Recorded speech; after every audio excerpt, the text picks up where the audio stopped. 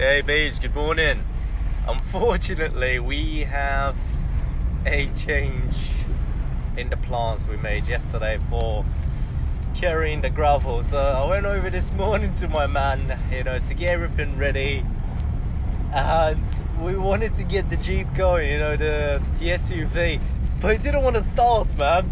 And yeah, typical, absolutely typical. So the SUV didn't want to start, so therefore it ain't gonna happen today, right? So I'm gonna have to, he's gonna have to wait.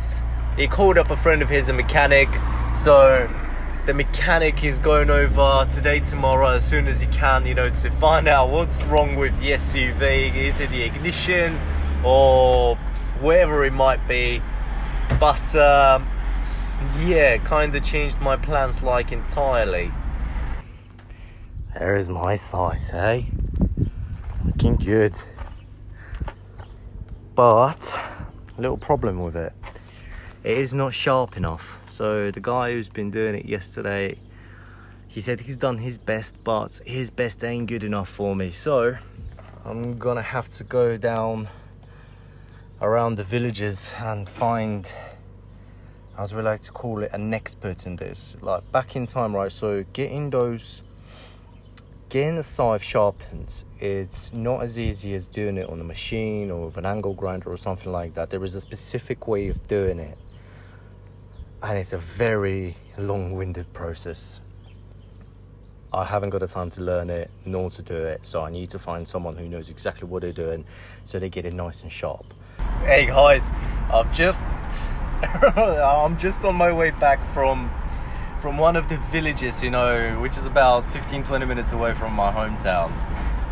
And man, I have this saying, I always keep saying this: I walk and my luck walks in front of me, which in other words basically means I'm always lucky.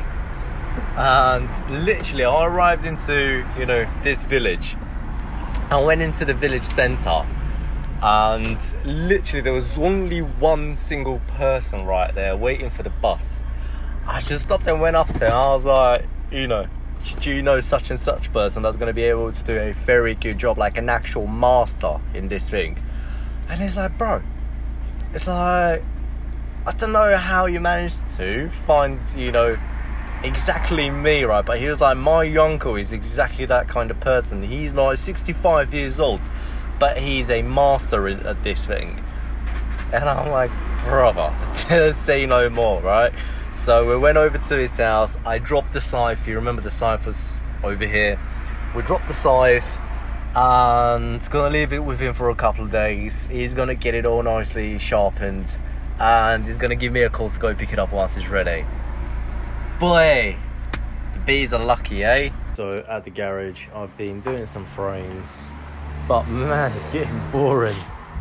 It's like I've done them 2 corpuses, filled them up with frames so they're nicely and ready to apply a wax base on them. So that's what I did. I went and bought 30 of these bad boys. Oh, that corner here's gone bust a little bit, but I will rectify it. It's fine, it's okay. It's so hot, they are melting. It's ridiculous, man. But yeah, I'm gonna start, just because I don't die of boredom, I'm gonna start applying some wax bases on the ones I've prepared. Then I'm gonna switch back to preparing just the frames once I've run out of the wax bases. And the idea is to have a very good amount of them ready to be put into the actual beehive. So that means tightening the little metal cords, but then also having applied the wax base on it as well. So having those ready is crucial.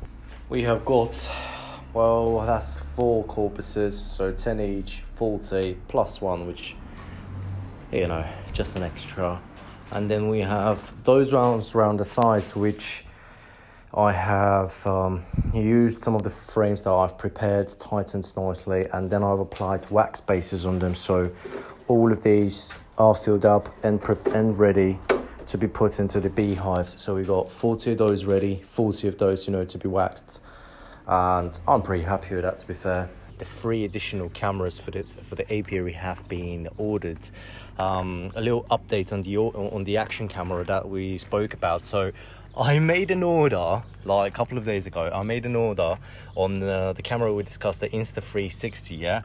And I had a call yesterday from the merchant I ordered it, and he was basically saying, look bro, I only got one left and it's defective. And I'm like, yeah, I don't want that. I have managed to find it in the UK, all right? So in Bulgaria, it costs about 1,200 quid, okay? But I managed to find it in the UK for £400, and £400 is roughly, give or take, 900, you know, quid in Bulgaria. So more expensive, okay? But this one that I found is actually the latest version, and this latest version is at the price of pretty much, you know, their oldest model in Bulgaria. So tech in Bulgaria and that kind of stuff tends to be very expensive, including cars and properties, for whatever reason, given the standard of living. It's a bit insane, but it's just the way it is. So I'm gonna order that one from the UK. My brother is coming back from the UK on the 3rd of August when I'm picking him up. So he's gonna buy it and bring it over to us, and I'm gonna sort him out in cash. So you guys know where we're up to with you know, the purchases that we're due to make. All right guys, have a good day. I'll hit you up tomorrow.